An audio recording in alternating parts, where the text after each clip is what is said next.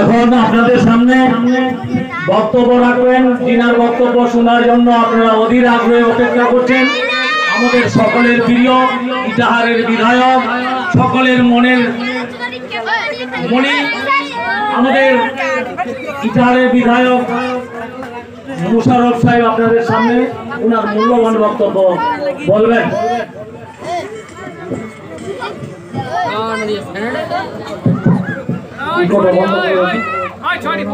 চলবে যাত্রা গান, বিচিত্র অনুষ্ঠান, যারা গান গায়। আমরা তো গান গাইতে যাই না, আমরা একটা ভাষণ বলি।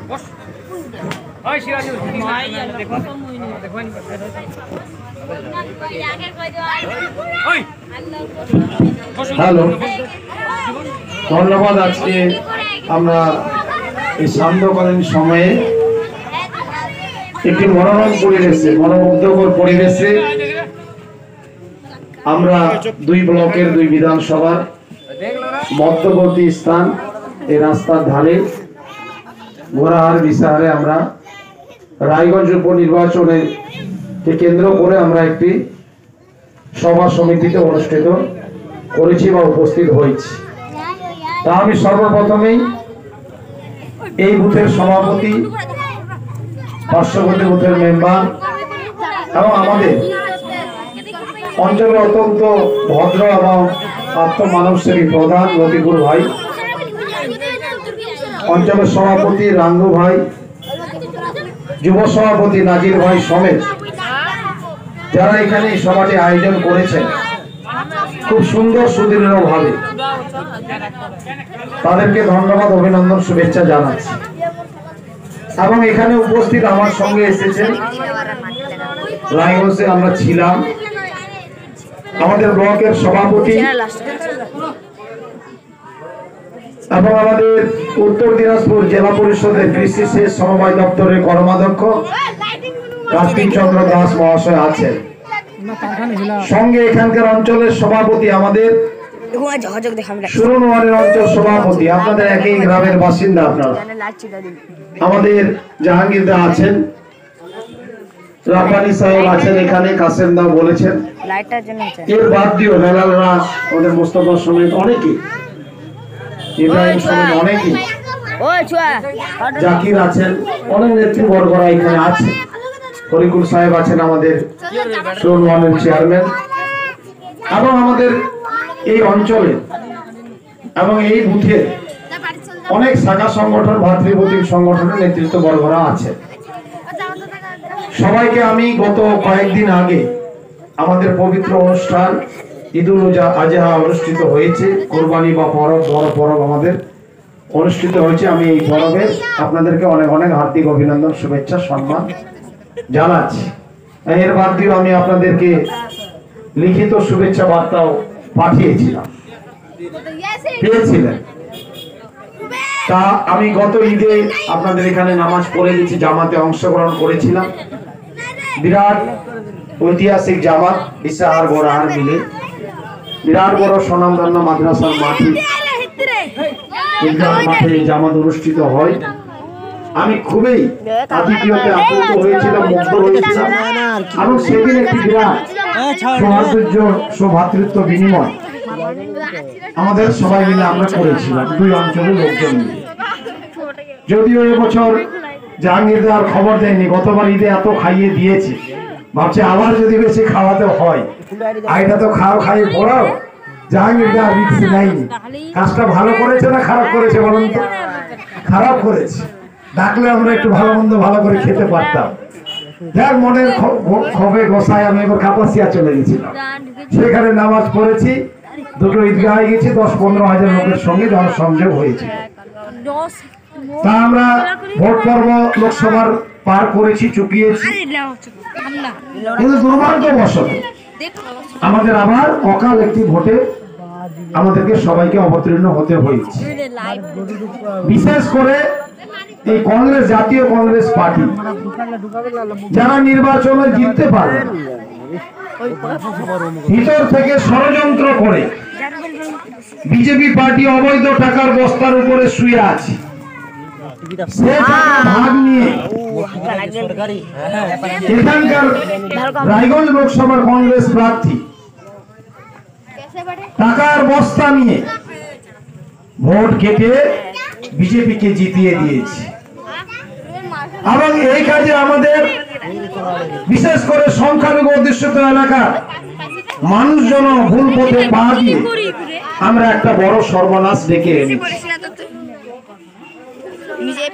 এই বিজেপি জিতেছে, এখানকার মেম্বার সবাই সমাজ বলল 5 বছর এদের আর খুঁজে পাবেন। আমি একাধিক ভাষণে বলেছি গত লোকসভা নির্বাচন, এই গোড়াহার বিশালের মাটিতে দোকানে, চায়ের দোকানের পাশে বা বর্তমান একটু ঘাটের দিকে আপনারা সবাই একত্রিত হয়ে কেঁদে কেঁদে মরে গেল, বিরক্ত হয়ে গেল, বিব্রত হয়ে গেল, 10 ফিট মাটি রাগ করে খুঁড়ে ফেলে দিল। কংগ্রেসের নেতাদের আর বিজেপির কাউকে খুঁজে পাবেন না, কেউ আসবে না। আসলে বিপদে আপদে দুর্যোগে দুর্নীতিটাকে তৃণমূল কংগ্রেস থাকবে। তাই ভুল থেকে শিক্ষা নেওয়ার প্রায়শ্চিত্ত করার আমাদের সময় এসেছে। আমরা গ্রেট মিস্টেক করেছি, এই মিস্টেকের মাসুল আমাদের দিতে হবে। আজকে যদি আমরা হিসাব করি একেবারে গোয়ালপুকুর থেকে, যদিও রায়গঞ্জের মানুষ অনেকটাই নেতা কর্মীরা জনগণ সজাগ সচেতন থেকে ভোট ব্যাংক রক্ষা করেছেন, কিন্তু আমরা গোয়ালপুকুর, চাকুলিয়া, করণদিঘি এবং কিছু কিছু হেলতাবাদ, কালিয়াগঞ্জের দিকে যদি তাকায়, ভয়াবহ চিত্র। 50,000, 55,000, 60,000 করে একটি বিধানসভায় কংগ্রেস ভোট পেয়েছে।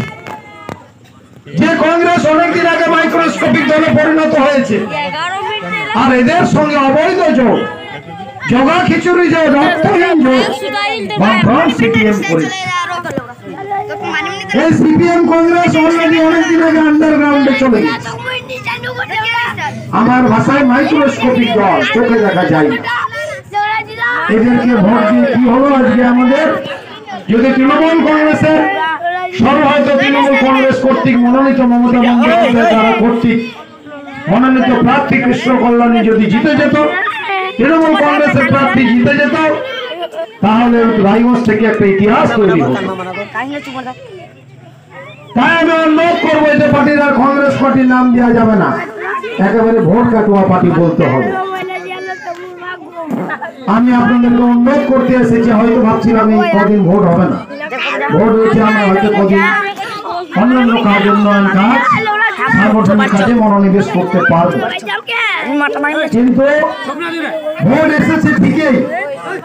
আমি একটু আগে শ্যামপুর দিয়ে আসলাম, গতকাল থেকে এলাকায় আছি মাইন্দু এবং গৌরী অঞ্চলের দিকে।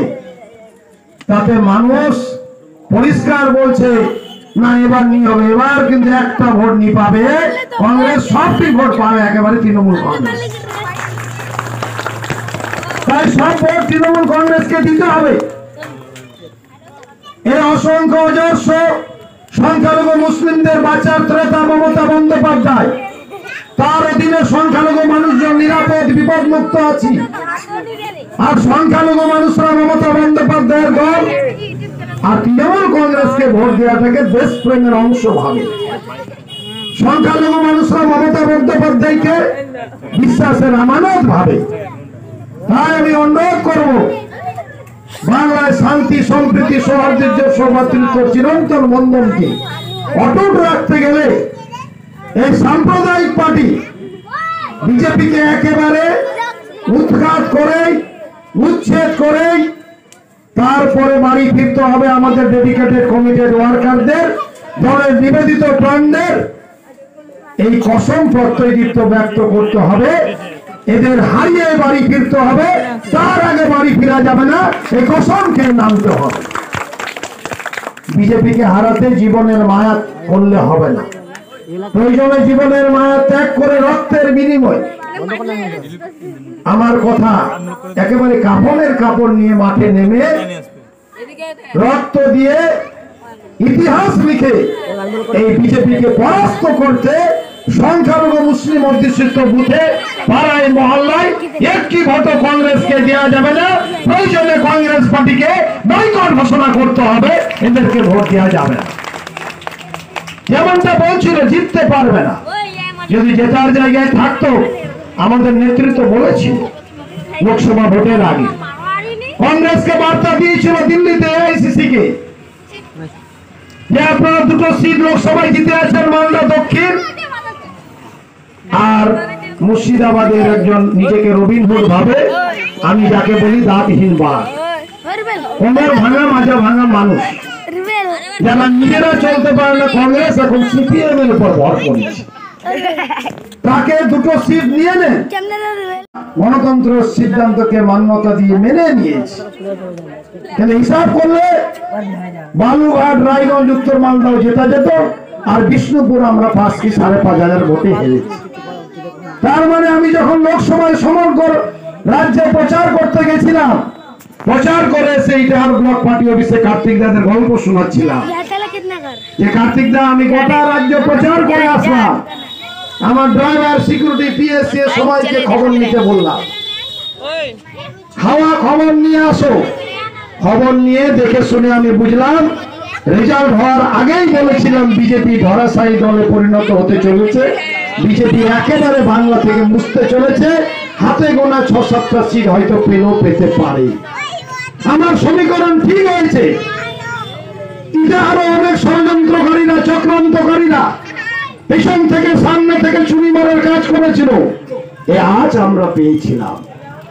বেঈমানি যারা করে, যাদের রক্তে তৃণমূল কংগ্রেস মিশে নেই, যারা স্বার্থান্বেষী মানুষ, যাদের ক্ষমতার অর্থ চায়, লোভ চায়, যারা জাতি ধর্ম কমকে বিসর্জন দিয়ে সংখ্যালঘু মুসলিম মানুষদের, যিনি জাতীয় হত্যাকারী নরেন্দ্র মোদী, যিনি সংখ্যালঘু মানুষদের রক্তের লাশ, রক্তের স্রোত বন্যা বইয়ে দিয়েছিলেন, তার দলকে ভোট দিতে দ্বিধা করার চেষ্টা করে থেকে সরেনি এইটা আরো কিছু লোক।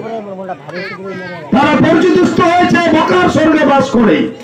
কেউ কত বলছে মূর্খ পিকে, কাকে বলছে আমি জানি না। আমি বলতে চাই, আপনাদের আমরা একবার হারিয়েছি না, বারবার হারিয়েই রেস্ট নিব, তার আগে রেস্ট আমরা নেব না।